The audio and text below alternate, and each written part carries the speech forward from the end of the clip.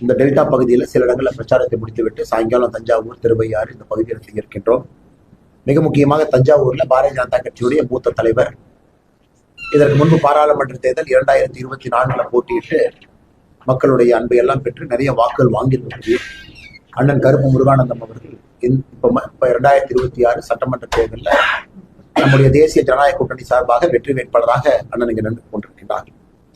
எப்பொழுதும் நான் பார்த்திராத ஒரு தஞ்சாவூர் களத்தை பார்த்துக் கொண்டிருக்கின்றோம். ஒரு பெரிய மாற்றம் வேண்டும் என்று நினைக்கக்கூடிய மக்கள், அதுவும் குறிப்பாக தஞ்சாவூர் சட்டமன்ற தொகுதியில் வேட்பாளர் மீது ஏற்பட்டிருக்கக்கூடிய அதிருப்தி, இதெல்லாம் கூட நிச்சயமாக இந்த முறை தஞ்சையிலே ஒரு சரித்திரம் பாரதிய ஜனதா கட்சி தேசிய ஜனநாயக கூட்டணி படைக்கு இருக்கிறது என்பது தெல்ல தெளிவாக தெரிகிறது. இந்த பகுதியெல்லாம் பல இடங்கள் திமுகவுடைய கோட்டையாக காலங்காலமாக இருந்தாலும் கூட களத்துல பார்க்கும் பொழுது எல்லாமே இன்னைக்கு மாற ஆரம்பிச்சிருக்கு. மிக முக்கியமாக அந்த கதவு திறக்காதீங்கன்னா கொஞ்சம் லாக் பண்ணிட்டு, மிக முக்கியமாக இந்த பகுதி எல்லாம் மாற ஆரம்பித்திருக்கிறது. தஞ்சாவூர்ல ஒரு பெரிய நம்பிக்கை அண்ணன் கருப்பு முருகானந்தம் அவர்கள் வளர்ச்சிக்கான ஒரு வெற்றி வேட்பாளர், விவசாயத்திற்கான ஒரு வெற்றி வேட்பாளர். மத்திய அரசினுடைய எல்லா திட்டங்களையும் கூட தஞ்சாவூருக்கு கொண்டு வந்து விவசாயம் பெருக, விவசாயம் சம்பந்தப்பட்ட தொழிற்சாலைகள் அந்த பகுதியில் கொண்டு வந்து இங்க இருக்கக்கூடிய குழந்தைகளுக்கு, மாணவ செல்வங்களுக்கு, இளைஞர்களுக்கு இங்கேயே வேலை வாய்ப்பு உருவாக்க உறுதியாக பாடுபடுவார் என்ற முழு நம்பிக்கை இருக்கிறது. அதில் குறிப்பாக நம்முடைய திமுகவுடைய வேட்பாளர் தஞ்சை சட்டமன்ற தொகுதியில பார்க்கும் பொழுது இந்த மேயருக்கே சீட்டு கொடுத்திருக்கிறாங்க. மேயரே நிற்கிறாரு. மேயர் மேல எவ்வளவு அதிருப்தி இருக்குன்னு எல்லாருக்குமே தெரியும். சொத்து வரி உயர்வு ஒன் ஆஃப் த ஹையஸ்ட் தஞ்சாவூர்ல வந்து comparative to other parts of Tamil Nadu பார்க்கும் பொழுது மிக அதிகமாக சொத்து வரி உயர்த்தி மக்களுக்கெல்லாம் சுமையை ஏற்படுத்திய மனிதர். தனிப்பட்ட முறையில ஏகப்பட்ட கிரிமினல் வழக்குகள் இருக்கக்கூடிய ஒரு வேட்பாளர். தஞ்சாவூர் அருள் ஆனந்தம்பாள் நகர்ல தஞ்சாவூர் மாநகராட்சிக்கு சொந்தமான கிட்டத்தட்ட 55,000 சதுரடி நிலத்தை 2021 திராவிட முன்னேற்ற கழகம் ஆட்சி வந்த பிறகு அதை ஒரு தனிநபர் பெயர்ல பத்திரப்பதிவு செய்து அதுல மிக முக்கியமாக ஒரு பதிவே தன்னுடைய பகுதியை மனைவியினுடைய பெயர்லயே மாத்திருக்கிறாரு. அது கூட இன்னைக்கு ஒரு சமூக ஆர்வலர் சென்னை உயர்நீதிமன்றத்திற்கு மதுரை கிளைக்கு போய் அது இன்னைக்கு கேஸா ரெஜிஸ்டர் ஆகி அவங்க டாக்குமெண்ட்ஸ் கேட்கிறாங்க. ரெவென்யூ டிபார்ட்மெண்ட் கிட்டத்தட்ட ஒரு வருட காலமாக டாக்குமெண்ட் கொடுக்காம இருக்கிறாங்க. அதுவும் கூட ஒரு பெரும் குற்றமாக தேர்தல் முடிந்த பிறகு உருவாக பெரிய வாய்ப்பு இருக்கு. அரசு மிராஸ்தார் மருத்துவமனையில உணவகம் நடத்திட்டு இருக்கிறாங்க. ஒப்பந்த காலம் 2022 முடிந்தும் கூட 3 ஆண்டு காலம் அதற்கு பிறகு அந்த ஒப்பந்தத்தை நீடிச்சுக்கிட்டே போறாங்க. இவர் கொடுக்கப்பட்ட இடத்தினுடைய அளவு 216 சதுர அடி. ஆனா உணவகத்தினோட அளவு பார்த்தீங்கன்னா 22,330 சதுர அடி வரைக்கும் வச்சிருக்காங்க. இந்த சீட்டு கிடைத்த பிறகுதான் அங்கிருந்து காலியா பண்ணியிருக்காங்க. அதுவும் கூட மக்களுடைய கவனத்துக்கு பெருமளவுல வந்திருக்கு. தஞ்சாவூர் ஜெப்ப மாலைப்புறத்துல குப்பை கடங்களை குப்பையை தரம் பிரிக்கக்கூடிய இயந்திரம் இருக்குன்னு சொல்லி கிட்டத்தட்ட 10 கோடி ரூபாய்க்கு மேல முறைகேடு, அதுவும் கூட இன்னைக்கு வந்து நீதிமன்றத்திற்கு ஒரு பிரைவேட் கம்ப்ளைண்டாக போயிருக்குது. அப்புறம் இங்க இருக்கக்கூடிய கடைகள் நிறைய அந்த தஞ்சாவூர் மாநகராட்சி பகுதிக்கு உட்பட்ட கடைகளுக்கு எல்லாம் இடிச்சுட்டு ராஜராஜர் வணிக வளாகத்தை இடித்து விட்டு 100 சிறு குறு வணிக வியாபாரிகள் நடுரோட்டில் நிற்க வச்சாங்க. அது நமக்கு தெரியும். ஸ்மார்ட் சிட்டி திட்டத்துல ஏகப்பட்ட நிதியை கொடுத்தும் கூட இன்னைக்கும் அதே மாதிரி தான் இருக்கு. 100 கடைகள் இருந்த இடத்துல இன்னைக்கு 3 கடைகள் இருக்கு. அதுவும் மக்களுடைய கவனத்துக்கு பெருமளவுல வந்திருக்கு. அதை புதிதாக வந்திருக்கக்கூடிய 3 கடைக்கு கூட மின்சாரம் இல்லை. அது ஒரு பெரிய பிரச்சனை. அதுக்கும் லஞ்ச ஊழல் இதெல்லாம் மக்கள் பேச ஆரம்பிச்சிருக்கிறாங்க. அதெல்லாம் தாண்டி இன்னைக்கு நம்முடைய தஞ்சாவூரை பார்க்கும் பொழுது திராவிட முன்னேற்ற கழகத்தினுடைய ஆட்சி காலத்துல திராவிட முன்னேற்ற கழகம் ஆட்சிக்கு வந்த பொழுது 2021-22 வருஷத்துல நம்ம கணக்கில் எடுத்தோம்னா கிட்டத்தட்ட இந்தியாவில் உற்பத்தி ஆகக்கூடிய நெல்லுல 6.1% தஞ்சாவூர்ல உற்பத்தி ஆச்சு. இந்த பகுதியில தமிழ்நாட்டில் உற்பத்தி ஆச்சு. 6.1% தமிழகம் உற்பத்தி பண்ணணும். 6.1% ஆஃப் இந்தியாஸ் டோட்டல். இன்னைக்கு அது 4.77% குறைஞ்சிருக்கு. மற்ற மாநிலங்கள்லாம் நெல் உற்பத்திக்கு ஊக்குவிப்பு கொடுக்குறாங்க. ஊக்குவிப்பு தொகை உதாரணத்துக்கு 1 கிலோ நெல்லுக்கு வந்து கேரளா மாநில அரசு 6 ரூபாய் 37 காசு கொடுக்குறாங்க. நாம 1 ரூபாய் கொடுக்குறோம். இந்த மாதிரி பல விஷயங்கள். நீர் மேலாண்மையை சரி செய்யல.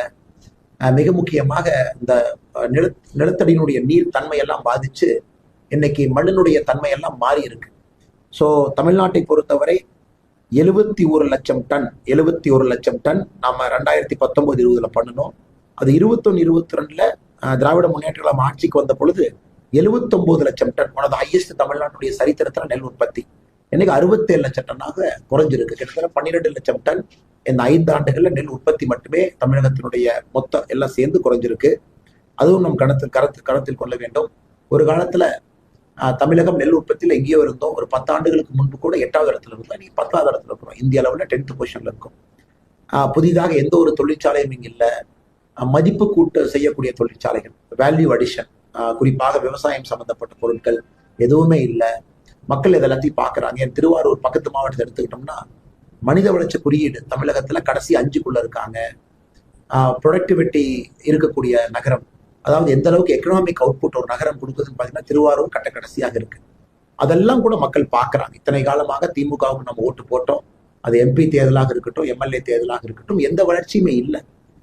நெல் உற்பத்தியாக இருக்கட்டும், மனித வளர்ச்சி குறியீடாக இருக்கட்டும், உள்கட்டமைப்பு வசதிகளாக இருக்கட்டும், சாலைகளாக இருக்கட்டும், மத்திய அரசு மாநில அரசுடைய வீடு திட்டங்களாக இருக்கட்டும், எல்லாத்திலையும் கூட ஒன்று செய்யவில்லை. இரண்டாவது, செய்ய வேண்டியவர்கள் லஞ்ச லாவண்யத்தில் திளைத்துக் கொண்டிருக்கின்றார்கள் என்பது வெட்ட வெளிச்சமாக நமக்கு தஞ்சாவூர்ல தெரியுது. அதனால பெரிய நம்பிக்கை இன்னைக்கு நம்முடைய வெற்றி வேட்பாளர் திரு கருப்பு முருகானந்தம் அவர்கள் ஒரு பெரிய சரித்திர வெற்றியா தஞ்சாவூர்ல பாரதிய ஜனதா கட்சி தேசிய ஜனநாயக கூட்டணி வெற்றி பெறுவது ஒரு சரித்திர வெற்றி. அது இந்த முறை நடக்கும் என்கின்ற நம்மளுக்கு நம்பிக்கை இருக்கு. அடுத்து தஞ்சாவூர் முடிச்சுட்டு திருவையாறு, அப்புறம் நம்ம மணச்சநல்லூர், ஸ்ரீரங்கம், அதெல்லாம் இன்னைக்கு சாயந்தரம் லெக்ல பண்ண இருக்கும். தமிழ்நாடு முழுவதுமே ஏறத்தாழ தேசிய ஜனநாயக கூட்டணிக்கு ஆதரவாக ஒரு பெரிய அலையை பார்க்க முடிகிறது. எல்லா இடத்திலும் கூட மாற்றம் வேண்டும் என்று மக்கள் முடிவு செய்து விட்டார்கள். கடைசி 2 வாரத்துல தான் யாருக்கு ஓட்டு போடுவோன்னு பெரும்பாலும் டிசிஷன் எடுப்பாங்க. அதுக்கு முன்னாடி இந்த அன்டிசைடட் காலத்தில் நிறைய பேர் இருப்பாங்க.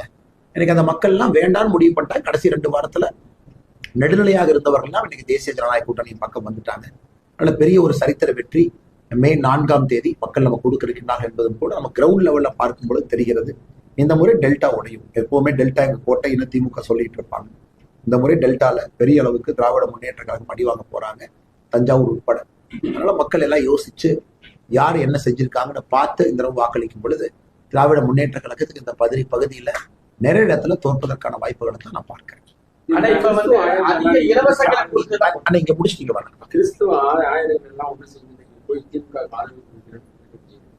பாத்தங்கன்னா இன்னைக்கு காலையில முக்கியமான பாதிரியர்கள், ஃபாதர்ஸ் அவங்க எல்லாம் போய் முதலமைச்சரை போய் பார்த்து ஆதரவு கொடுத்துருக்குறாங்க. அது அவர்களுக்கு என்ன தோணுதோ அதை செய்யட்டும். அதை பத்தி நமக்கு ஜனநாயகத்துல எல்லோருக்கும் உரிமை இருக்கு. ஆனா நிறைய இடத்துல நான் பார்க்குற சர்ச்சில் எல்லாம் பாரதிய ஜனதா கட்சிக்கு எதிராக போஸ்டர் கொடுக்குறாங்க. அதாவது சர்ச்சுக்கு வர்றவங்களுக்குலாம் வெளியே நின்று நோட்டீஸ் கொடுக்குறாங்க. அதுதான் பிரச்சனை. ஏன்னா இன்னைக்கு ஒரு மதம் இருக்கக்கூடிய, மதத்தை பின்பற்றக்கூடிய ஒரு ஸ்தலங்கள் எல்லாம் நியூட்ராலிட்டி நம்ம எதிர்பார்க்கிறோம். எல்லோரும் கோயிலுக்கு போகலாம், பிடிச்சவங்க சர்ச்சுக்கு போகலாம், பிடிச்சவங்க மாசுக்கு போகலாம், எந்த தவறும் கிடையாது. அதே மாதிரி பாதிரியர்கள் குடிக்கும் நான் போய் முதலமைச்சரை பார்க்குறேன். ஓகே, உங்க பர்சனல் விஷ் போய் பாருங்க. ஆனா சர்ச்சில் அதுக்கு வெளியே நின்று, மசூதிக்கு வெளியே நின்று நோட்டீஸ் கொடுத்து ஒரு கேண்டிடேட்டுக்கு எதிராக செயல்படுவது கண்டிப்பாக அரசியலமைப்பு சட்டம், தேர்தல் நடத்தை விதிமுறைகளுக்கு எதிராகத்தான் நான் பார்க்கிறேன். அதுவும் உங்க கவனத்துக்கு நான் கொண்டு வரேன். தமிழக மக்கள் இதெல்லாம் பார்த்துக்கிட்டு இருக்கிறாங்க. யாரு எப்படி பண்றாங்க, யார் தேர்தலுக்காக கபட நடம் போடுறாங்கன்னு. அதனால் பொறுத்திருந்து பார்ப்போம். இதெல்லாம் தேர்தல் எதிரொலிக்கும் என்று நம்புகின்றோம். அதிக இலவசங்களை கொடுத்துதான் வாக்கு சேகரிக்கிறாங்க. நம்மளோட வாக்கு முற்றிலும் வேறுபட்டதுன்னு சொல்லி விஜய் சொல்லியிருக்காரு. தேர்தல் அறிக்கையில நம்மளுக்கு முற்றிலும் மாறுபட்டது அப்படின்னு சொல்லி. ஆனா திரு விஜய் அவர்கள் இதுவரை கொடுத்திருக்கக்கூடிய வாக்குறுதிகள் பல இடத்துல பேசியிருக்காங்க. ஒரு வாக்குறுதியா கொடுத்திருக்கிறாங்க சென்னையில. அதை ஒருத்தர் கணக்கு போட்டு சொல்லியிருந்தாங்க, மொத்தமாக 4,83,000 கோடி தேவைப்படும் என்று. அந்த விஜய் அவர்கள் கொடுத்திருக்கக்கூடிய மொத்த வாக்குறுதி இடத்துல ஆட் பண்ணி பார்த்தீங்கன்னா தமிழ்நாட்டோட பட்ஜெட்டே 4.5 லட்சம் கோடி தான். ஸோ திரு தமிழக வெற்றி கழகம் அவங்க கொடுத்திருக்கக்கூடிய வாக்குறுதி தமிழ்நாட்டுடைய பட்ஜெட்டை தாண்டி அந்த அவங்க கொடுத்திருக்கக்கூடிய ப்ராமிஸ் இருக்கு. நான் மக்கள் மன்றத்துல வைக்கிற மக்கள் அதெல்லாம் பார்த்து முடிவெடுக்கட்டும். எல்லா அரசியல் கட்சிகளுமே வாக்குறுதிகள் கொடுத்திருக்கிறாங்க. இன்னைக்கு உச்சநீதிமன்றத்துல எது சரியான வாக்குறுதி, எது சரியில்லாத வாக்குறுதி உச்சநீதிமன்றம் தரம் பிரிக்க பாக்குறாங்க. வெல்ஃபேர் எக்கனாமிக்ஸ் என்ன, ஃப்ரீபி என்ன, இலவசம்ங்கிறது என்ன, மக்களுக்கு தேவையான ஒரு அடிப்படை சோசியல் ஸ்ட்ரக்சர்ல செய்யக்கூடிய விஷயங்கள் என்ன அப்படின்னு சுப்ரீம் கோர்ட்ல கேஸ் இருக்கு, பெண்டிங்ல இருக்கு. அதுக்குள்ள நான் போக விரும்பலீங்கன்னா இன்னைக்கு மக்கள் எல்லாத்தையும் பாக்குறாங்க. அதே நேரத்துல மக்கள் வாக்கு செலுத்தும் போது கூட சில வாக்குறுதிகளால் இன்னும் நம்முடைய கடன் சுமை அதிகமாகுமா, சில வாக்குறுதிகளால் 10,82,000 கோடி இருக்கக்கூடிய கடன் அது 15 லட்சம் தான் என்ன ஆகும் யோசிச்சு பாருங்க அடுத்த ஒரு 5 ஆண்டுகள். அதனால மக்கள் எல்லாத்தையும் பாக்குறாங்க. வாக்காளர்கள் யாரும் முட்டாள்கள் கிடையாது. எல்லா வாக்குறுதியும் எடுக்கிறாங்க, யோசிக்கிறாங்க. அதே நேரத்துல எது நேரடியாக தனக்கு பயன்படும், அதே நேரத்துல எது பயன் பெறாது அப்படிங்கிறதை பாக்குறாங்க. இந்த தேர்தலை பொறுத்திருந்து பார்ப்போம். எல்லா கட்சிகளுமே சொல்லி இருக்கின்றோம் மக்களுக்கு எது தேவை என்று நாங்கள் நினைச்சு சொல்றோம். இதான் உங்களுக்கு தேவை நாங்க நினைக்கிறோம். மக்கள்கிட்ட பேசிட்டு தேர்தல் ரிசல்ட் வரட்டுங்கன்னா எப்படி ஏத்துக்கிறாங்க. சென்னைக்கு சிறப்பு தேர்தல் அறிக்கை வெளியிட்டிருக்காங்க. சென்னைக்கு சிறப்பு 6 சிறப்பு தேர்தல் அறிக்கை. அதை பத்தி ஆனா நான் நாளைக்கு தான் சென்னை போறேங்கன்னா, சென்னை பிரச்சாரம் நாளைக்கு தான் இருக்கு. நான் இன்னும் பார்க்கலீங்கன்னா, காலையில இருந்து நான் இங்கதான் சுற்றுப்பயணத்தில் இருக்காங்கன்னா, நாளைக்கு நான் சென்னையில பத்திரிகையாளர்களை பார்க்கும்போது கண்டிப்பா நான் பேசுறேன்.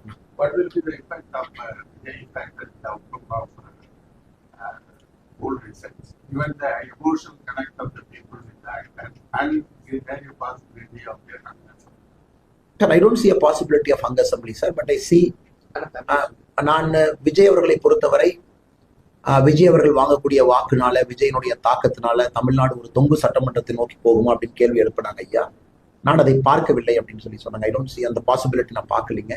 அதே நேரத்தில் விஜய் அவர்களை பத்தி கருத்து கேட்டீங்க. அரசியல்ல வந்திருக்கிறாங்க, ஈர்ப்பு இருக்கு, மக்களை சந்திக்கிறாங்க, எல்லா இடத்துக்கும் போறாங்க, நல்ல வாக்குகள் கூட சில இடத்துல வாங்குவாங்க. அதை பத்தி நான் இல்லைன்னு சொல்லலை. ஆனா 4 முனை போட்டி 3 முனை போட்டி எனக்கு அது நம்பிக்கை இல்லைங்க. தேர்தல் களம் கடந்த 2 வார காலமாக 2 முனை போட்டியா தான் அது இருக்கு. ஏன்னா மக்கள் கேண்டிடேட்டும் பாக்குறாங்க. என்னதான் தலைவர்கள் கட்சி இருந்தாலும், முதலமைச்சர் வேட்பாளர் இருந்தாலும் கூட நம்ம ஜனநாயகத்துல கேண்டிடேட்டும் முக்கியம். அதனாலதான் கருப்பு முருகானந்த மன்னனை பத்தி நான் சொன்னேன். 2 கேண்டிடேட்டையும் தரம் பிரிச்சு பாக்குறாங்க. அதனால் விஜய் அவர்களை பொறுத்தவரை இந்த முறை இந்த தேர்தலில் ஒரு வாக்கு வங்கி அவர் ஏற்படுத்துவார். அதுல நம்ம இல்லை என்று மறுப்பதற்கு ஒன்றும் இல்லை. அந்த வாக்கு வங்கியால் தேசிய ஜனநாயக கூட்டணிக்கு எந்த விதமான சேதாரமும் வராது என்பது என்னுடைய கணிப்பு. நாங்க இன்னைக்கு கம்ஃபர்டபுளான ஒரு இடத்துல, சரியான இடத்துல உட்கார்ந்து இருப்பதாகத்தான் நினைக்கிறேன். இன்னும் ஒரு 4 நாள்ல எலெக்ஷன், 23ஆம் தேதி வாக்கு செலுத்த போறாங்க. ஸோ எங்களுக்கு இன்னைக்கு நாங்க எங்க இருக்கணுமோ அந்த இடத்துல தேசிய ஜனநாயக கூட்டணி இருக்கு. ஆனா இந்த தேர்தல் மாற்றம் நிகழ்வே, ஆனால் இந்த மாற்றம் என்ன ஆகும் அப்படின்னு சொல்லிட்டு நயனா நாகேந்திரன் கோயம்புத்தூர்ல சொல்லியிருக்காரு. அப்படி சொல்லுங்க. இந்த தேர்தலில் மாற்றம் நிகழ்வே, ஆனால் இந்த மாற்றம் என்ன ஆகும்?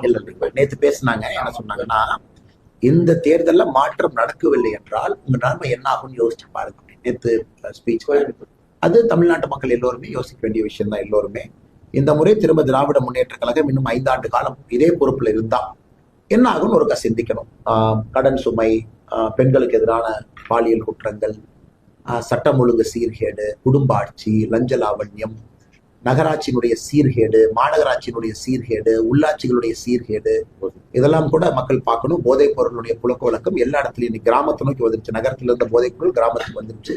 அதெல்லாம் மக்கள் கண்டினியூ ஆகணும் அப்படின்னு யோசிச்சாவே மக்கள் முடிவு செய்தாலும் நமக்கு இது வேண்டாம்.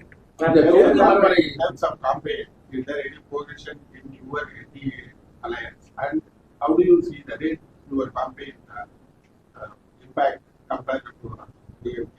சார், திராவிட முன்னேற்ற கழகத்தை பொறுத்தவரை அவர்களுக்குள்ள எந்த ஒருங்கிணைப்பும் இல்லை என்றுதான் பார்க்கின்றேன். காரணம், நேற்று ராகுல் காந்தி அவங்க வந்திருந்தாங்க. பொன்னேரி அந்த படத்துல ஷோலிங்கூர் அந்த இடத்துல எல்லாம் அவங்க கேம்பெயின் பண்ணாங்க. ஷோலிங்கர், பொன்னேரி எல்லாம் அவர் தனியா தான் கேம்பெயின் பண்ணாங்க. அதாவது ஒரு இந்தியாவுடைய எதிர்கட்சி தலைவரும் ஒரு மாநிலத்தினுடைய முதலமைச்சரும் ஒரு மேடையில் கூட ஏறவில்லை அப்படிங்கிறது என்ன செய்தி மக்களுக்கு சொல்லுது? அவங்க எல்லாம் ஃபர்ஸ்டே கோஆர்டினேட் பண்ணிக்கலாம். இப்போ மோடிஜி அவங்க வர்றாங்க. உதாரணத்துக்கு மோடிஜி அவர்கள் எங்கிருந்துலாம் ஆரம்பிச்சிருக்காரு பாருங்க. முதல்ல ஆரம்பித்த நம்முடைய கூட்டம் உங்களுக்கு தெரியும், செங்கல்பட்டுல ஆரம்பிச்சோம். அங்கிருந்து அதன் பிறகு மதுரை, திருச்சி, அதன் பிறகு நாகர்கோவில், நேற்று கோயம்புத்தூர். எல்லா இடத்துலையும் கூட கோஆர்டினேட் பண்ணிட்டோம். கூட்டணி கட்சி தலைவர்கள் உங்களுடைய நேரத்தை கொடுங்க, இந்த நேரத்துக்கு மோடிஜி வர்றாங்க, நீங்க ஃப்ரீ பண்ணி வச்சுக்கங்க, ஒரு கோஆர்டினேஷன் மெக்கானிசம். ஸோ எல்லா இடத்துலையும் மோடி அவர்களும் எடப்பாடி அவர்களும் ஒன்றாக தான் பிரச்சாரம் பண்ணாங்க இந்த 5 இடத்திலும் கூட. ஆனா இன்னைக்கு ராகுல் காந்தி அவர்கள் தமிழகத்திற்கு வந்ததே ஒரு நாள். அந்த ஒரு நாளிலும் கூட 3 இடத்துல பிரச்சாரம். அந்த 3 இடத்திலும் கூட ஸ்டாலின் அவர்களோடு இல்லை என்பது மக்கள் பார்க்கிறாங்க. ஓகே, அப்ப இந்த கூட்டணிக்குள்ள ஒரு பிடிப்பு இல்லை, இந்த கூட்டணிக்குள்ள ஒரு உணர்ச்சி மிகுந்த கூட்டணியா இல்லை. 2வது, இன்னைக்கு திருமாவளவன் அவர்களோ இல்ல பிரேமலதா விஜயகாந்த் அவர்களோ உள்ள இருக்கக்கூடிய கம்யூனிஸ்ட் கட்சியினுடைய 2 கம்யூனிஸ்ட், மார்க்சிஸ்ட் கம்யூனிஸ்ட் கட்சி ரெண்டுமே பாத்தீங்கன்னா யாருமே என் காதால ஸ்டாலின் அவங்க 5 வருஷம் நல்லது பண்ணியிருக்காங்க, இந்த நல்லது கண்டினியூ பண்ண ஓட்டு போடுங்கன்னு யாரும் கேட்கல. பிஜேபி உள்ள வந்துடும் ஓட்டு போடாதீங்க, டெல்லி வந்துடும் ஓட்டு போடாதீங்க, இவங்க வந்துருவாங்க ஓட்டு போடாதீங்க, அவங்க வந்துருவாங்க ஓட்டு போடாதீங்க, இது மட்டும்தான் சொல்றாங்களோ தவிர 5 ஆண்டு காலமாக முதலமைச்சர் ஸ்டாலின் சிறப்பான ஆட்சி செஞ்சிருக்காருன்னு இதுவரைக்கும் திருமாவளவன் அவர்கள் சொல்லி நான் கேட்கல. இதுவரைக்கும் பிரேமலதா விஜயகாந்த் அவங்க சொல்லி நான் கேட்கல. ஸோ ஓட்டு ஒரு பாசிட்டிவா கேட்கணும். கவர்மெண்ட் கண்டினியூ ஆகணும். இந்தியா ஃபுல்லா நம்ம பாக்குறோம். நிறைய இடத்துல கவர்மெண்ட் ரிப்பீட் ஆகுதுன்னா பாசிட்டிவ் ஓட்டா தான் ரிப்பீட் பண்ண முடியும். நெகட்டிவ் ஓட்ல ரிப்பீட் ஆகாதுங்க. அது அரசியல் சரித்திரம். பாசிட்டிவ் ஓட் நாங்க இதை பண்ணிருக்கோம், எங்களுக்கு வாய்ப்பு கொடுங்க. இவங்க கேம்பெயின் ஃபுல்லா அவங்க வேண்டாம் அவங்க வேண்டாங்க, எப்படி மக்கள் வாக்கு செலுத்துவாங்க? அதனால அந்த தேர்தலை பொறுத்தவரை திராவிட முன்னேற்ற கழகம் தேர்தல் அறிவித்த நாள்ல இருந்து இறங்க முகம் தான். ஒரு நாள் கூட ஏறுமுகத்தை நான் அவங்களுக்கு பார்க்கல. ஏன்னா கேம்பெயினிங் ரொம்ப நெகட்டிவா பண்றாங்க. டெல்லி, ஹிந்தி, மோடிஜி தமிழ்நாட்டை வஞ்சிக்கிறாரு, இந்த 3 விஷயத்த சுத்தி தான் எல்லாருமே பேசுறாங்க. உதாரணத்துக்கு நம்ம தஞ்சாவூர் வந்தோம்னா ஒரு பெரிய பட்டியல் இன்னைக்கு படிக்க போறோம். தஞ்சாவூருக்கு மோடிஜி என்ன கொடுத்திருக்காங்க, தஞ்சாவூருக்கு நம்ம என்ன செஞ்சிருப்போம். ஆனா திராவிட முன்னேற்ற கழகத்தை பொறுத்தவரை இது யாரும் பார்த்துதாங்க. ஸ்டாலின் அவங்க ஒரு மாவட்டத்துக்கு போய் அந்த மாவட்டத்துக்கு என்ன செஞ்சிருக்குன்னு சொன்னதே நான் பார்க்கல. அதனால எங்க கூட்டணிக்குள்ள ஒற்றுமையும் ஒருங்கிணைப்பும் இருக்கு. அந்த கூட்டணியுடைய பேரு கூட பாத்தீங்கன்னா ராகுல் காந்தி அவர்கள் ஒரு இடத்துல இந்தி கூட்டணிங்கிறாங்க, ஒரு இடத்துல செக்குலர் ப்ரோக்ரசிவ் அலையன்ஸ்ங்கிறார். மத சார்பற்ற கூட்டணி ஒரு இடத்துல சொல்றாரு, இந்த இடத்துல இந்தி கூட்டணிங்கிறார். அதுலயே ஒரு குழப்பம் இருக்கு. அந்த கூட்டணியுடைய தலைவர் யார்? ஏன்னா செக்குலர் ப்ரோக்ரசிவ் அலையன்ஸ் அது டிஎம்கே தலைவர், இந்தி கூட்டணிங்கும் போது காங்கிரஸ் தலைவர். அவங்க சொல்லலாம் இல்ல தமிழ்நாட்டுல இந்தி கூட்டணிக்கு நான் தான் தலைவர்னு சொல்லலாம். அப்படி கூட இல்லாம கூட்டணி பேரையே தமிழ்நாட்டுக்கு மாத்திக்கிட்டாங்க. சோ இவ்வளவு குழப்பத்துல அவர்கள் ஜெயிப்பதற்கான வாய்ப்பு நான் பார்க்கிறேன். இந்த தொகுதி வரைமுறை சட்டம் வந்து வெற்றி பெற்றது அப்படின்னு சொல்லிட்டு திமுக பட்டாசு வச்சு ஆனா அவங்களுக்கு அறிவு இல்லைங்க. நான் குறிப்பாக திராவிட முன்னேற்ற கழகத்தில் இருக்கக்கூடிய கீழ்மட்ட தொண்டர்களுக்கு, நடுவில் இருக்கக்கூடிய தலைவர்களுக்கு அது என்னன்னு கூட உங்களுக்கு தெரியாது. அது என்ன சட்டம் நீங்க 4 பேர்த்த பத்தி நம்ம போய் கேட்டீங்கன்னா அது என்னையா சட்டம்னா கூட தெரியாது. உதயநிதி ஸ்டாலின் அவங்க பேசின வீடியோ நான் போட்டிருக்கேன். தமிழ்நாட்டுக்கு நாயப்படி 59 வரணும், அவங்க 50 கொடுக்குறாங்க, அதனால நம்ம எதிர்க்கிறோம் அப்படின்னு உதயநிதி ஸ்டாலின் தேர்தல் பிரச்சாரத்துல பேசின வீடியோவை முகநூல் நான் போட்டிருக்கேன். நம்ம தமிழ்நாட்டுக்கு எவ்வளவு கொடுத்தோங்க? 59 கொடுத்தோம். 39ல இருந்து 59, நம்ம 50 கொடுக்கல, 59 தான் கொடுத்தோம். அப்படி இருந்தும் ஏன் எதிர்க்கின்றார்கள்? 50% உயர்த்தி இருக்கிறோம். விகிதாச்சார அடிப்படையில தமிழ்நாடு எங்கேயும் பாதிக்கப்படல, தென்னிந்திய மாநிலங்கள் பாதிக்கப்படல. அதனால புரிதல் இல்லை, இன்னும் திமுகவுக்கு புரிதல் இல்லை. யாரோ 2 பேர் சொல்ற பொய்யை கேட்கக்கூடிய தொண்டர்கள் கேட்கறாங்க, அவங்களுக்கு பட்டாசு வெடிச்சுட்டு வீட்டுக்கு போயிடுறாங்க. பட் இதனால எவ்வளவு பெரிய டேமேஜ் பண்ணிருக்காங்க இத்தனை ஆண்டு காலத்துக்கு பிறகு. 1973ல கடைசியா 525ல இருந்து 545 எம்பி சீட்டை உயர்த்தினோம். அப்ப 1973 நீங்க கணக்கு போட்டுங்க சார், 52 ஆண்டுகள் கழித்து, 53 ஆண்டுகள் கழித்து ஒரு தொகுதி வரைமுறைக்கு, குறிப்பாக தமிழகத்திற்கு அட்வான்டேஜா இருக்கக்கூடிய தொகுதி வரைமுறையை கொண்டு வந்து கூட இவர்கள் அதை நிராகரித்து விட்டார்கள்.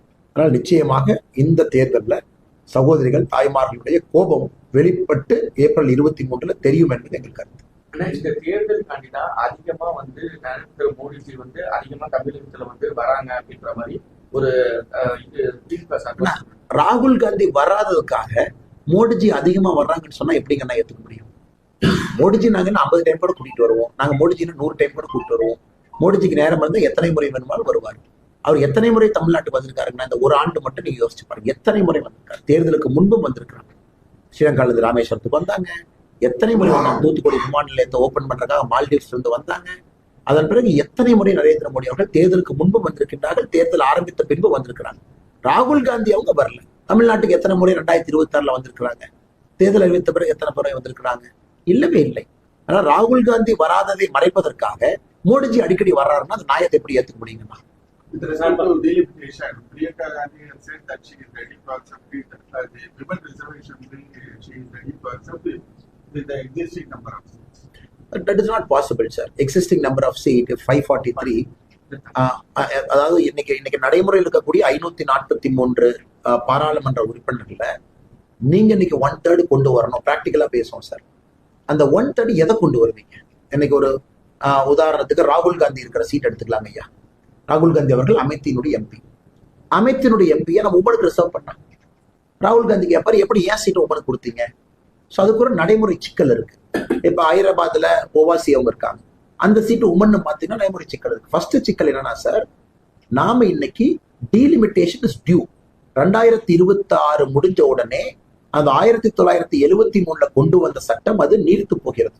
2026க்கு பிறகு நடக்கக்கூடிய தேர்தல் நாம அரசியலமைப்பு சட்டத்துல எப்பவோ சொல்லிட்டோம். 1976ல சொல்லியிருக்கோம், 1976ல அரசியலமைப்பு சட்டத்துல சொல்லி இருக்கிறோம். அப்ப என்ன சொன்னோம்னா இன்னும் 25 ஆண்டுகள் கழித்தோம்னா 1976ல இருந்து 25 1991 முடியும் பொழுது இன்னைக்கு இருக்கக்கூடிய 543 ரிவ்யூ பண்ணி சென்சஸ் அடிப்படையில் அதிகப்படுத்தணும். 91 வரும் பொழுது 2001, அப்ப 1976ல இருந்து 25 வருஷம் 2001, சாரி 91 2001 வாஜ்பாய் ஐயா இருந்தாங்க, அவங்க மறுபடியும் 25 வருஷத்தை எக்ஸ்டெண்ட் பண்ணாங்க. 2001ல இருந்து 25 ஆட் பண்ணி 2026. ஸோ 2026க்கு அப்புறம் நீங்க அதை செஞ்சுதான் ஆகணும். மறுபடியும் 25 வருஷம் இழுத்தீங்கன்னாங்க ஐயா. இன்னைக்கே 30 லட்சம் பேருக்கு ஒரு எம்பி. இன்னைக்கு எம்பியை வந்து மக்கள் பேப்பர்ல ரிப்பன் கட் பண்றதுதான் பாக்குறாங்க. யாருமே எம்பியை நேர்ல பாக்குற கூட யாருக்கு வழி இல்லை. அதனால இன்னைக்கு எம்பிக்களுடைய எண்ணிக்கை உயர வேண்டும் என்பது காமன் சென்ஸ். அது உயரும் பொழுது அங்க சகோதரிகளுக்கான கோட்டாவை கொண்டு வர வேண்டும் என்பதும் காமன் சென்ஸ். ஏன்னா 2009 குஜராத்ல 50% உள்ளாட்சியில சகோதரிகளுக்கு ரிசர்வேஷன் மோடிஜி கொடுத்தாங்க. 2016 பிப்ரவரியில ஜெயலலிதா அம்மா இங்க கொடுத்தாங்க. அதனால இந்தியாவை பொறுத்தவரை நம்ம ரிசர்வேஷன் லோக்கல் பாடியில கொடுத்துட்டோம். அடுத்த லெவல் அசம்பிளிக்கு லோக்சபாக்கு வர்றது நடைமுறை இது. அதனால எதற்கு பிரியங்கா காந்தி அவர்களோ மூத்த தலைவர்களோ இதை எதிர்க்கின்றார்கள் என்று புரியல. இல்ல விகிதாச்சாரம் குறைஞ்சிருச்சு, 2011 சென்சஸ் பண்ணி கொடுத்திருந்தா நானுமே அப்ஜெக்ட் பண்ணிருக்கேன். நீங்க 2011 சென்சஸ் அடிப்படையில தான் நாங்க விகிதாச்சாரம் பிடிப்போம்னா நானும் அப்ஜெக்ட் பண்ணுவேன். என்ன சொல்லுவேன், எப்படி எங்க ஊருக்கு நீங்க கம்மியா கொடுக்குறீங்க? சென்சஸ் பொறுத்த வரைக்கும் நாங்கெல்லாம் பாப்புலேஷனை கண்ட்ரோல் பண்ணிருக்கோம், அப்ப நீங்க நார்த்துக்கு அதிகமாக. அப்படி இல்லை. இன்னைக்கு நம்ம சொல்வது எல்லோருக்கும் 50% உயர்வு. இது யாருக்கும் பிரச்சனை ஏற்படுத்தாத பொழுது எதற்காக காங்கிரஸ் கட்சி விதண்டாவாதம் செய்கின்றார்கள் என்பதுதான் பொதுமக்களுடைய கேள்வி.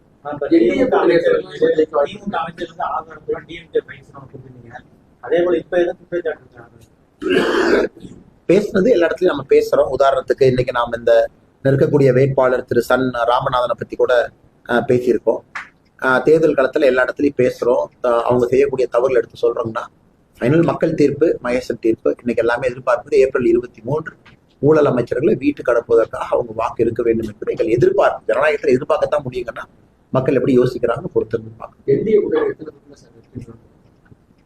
என்ன கேள்வி, ஏன்னா ஒரு ஆர்வம் நீங்களும் சொல்ல முடியாதுங்க ஐயா, நானும் சொல்ல முடியாது. காரணம் நம்முடைய நம்பிக்கை தான் வைக்க முடியும். உறுதியா ஹாஃப் மார்க்கை கம்ஃபர்டபுளாக நம்முடைய கூட்டணி தாண்டி ஒரு நல்ல ஒரு கம்ஃபர்டபுளான பொசிஷன்ல எல்லா கூட்டணி கட்சிகளுமே நிறைய சீட்டு ஜெயிச்சுதான் அது வரும் அப்படிங்கிற நம்பிக்கை. ஆனா தமிழ்நாட்டை பொறுத்த வரைக்கும் ஸ்விங்குங்கிறது பாதியா போட மாட்டாங்க, அது மொத்தமா தான் ஸ்விங் ஆகும், ஒரு பக்கம் மொத்தமா போகும். அது இந்த முறையும் நமக்கு சாதகமாக வரும் என்று எதிர்பார்க்கின்றோம், நம்புகின்றோம். நன்றிங்க ஐயா.